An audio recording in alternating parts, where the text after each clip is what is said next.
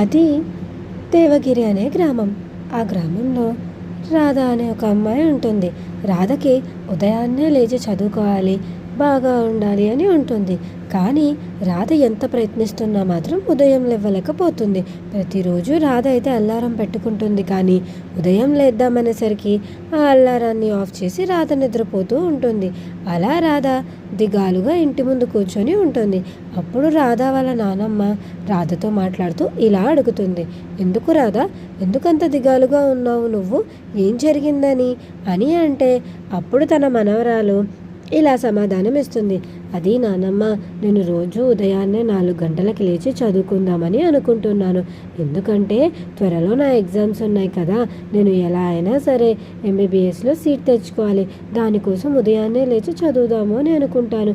కానీ ఏం చేస్తాను, ఉదయం 4 గంటలకు అల్లారం మోగగానే దాన్ని ఆఫ్ చేసి నేను నిద్రపోతాను.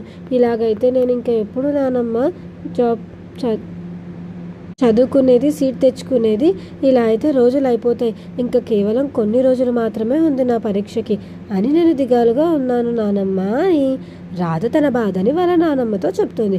అప్పుడు వాళ్ళ నానమ్మ రాధతో ఇలా సమాధానం ఇస్తుంది, అలా కాదు రాధ, నువ్వు ఉదయాన్నే లేవ్వాలి అని అనుకుంటే నువ్వు అల్లారం పెట్టుకుంటున్నావు కదా, ఆ అల్లారం పెట్టుకుంటున్న ఫోనులో నువ్వు ఏదైతే మోగడానికి పెట్టుకుంటావు కదా పాట, అది నిన్ను నిద్ర లేపే విధంగా ఉండాలి. అంటే ఎలా, చాలా మోటివేషన్ ఇచ్చేలా ఉండాలి. ఇంకా నీ అల్లారాన్ని నీ చేతి పక్కన కాకుండా నీ గదిలో దూరంగా పెట్టుకో. ఎందుకనంటే దాన్ని ఆఫ్ చేయడం కోసమైనా నువ్వు నిద్రలేస్తావు కదా, ఆ నిద్రలేసి కూర్చున్నప్పుడు నీకు ఖచ్చితంగా నిద్ర మెలకువ వచ్చేస్తుంది దాన్ని ఆఫ్ చేసే లోపల. ఇంకా ఏదైతే నువ్వు మోటివేషన్ది సౌండ్ పెట్టుకుంటావో ఆ సౌండ్కి నీకు వస్తున్న నిద్ర కూడా తేలిపోతుంది. ఇంకా కానీ చదవడం అనేది నీకు ఆసక్తిగా ఉండాలి రాధా. నువ్వు ఎలా అనుకోవాలి అంటే, ఈ పరీక్ష నా జీవితం, దీన్ని ఎలాగైనా సరే నేను సాధించాలి అని నీ మనసులో, నీ హృదయంలో తపన ఉంటే ఎవ్వరూ నిన్ను లేపాల్సిన అవసరం లేదమ్మా, నువ్వే లేచి కూర్చుంటావు. కావాలంటే రేపు ఒక్కసారి ప్రయత్నించి చూడు అని చెప్పి వాళ్ళ నానమ్మ రాధతో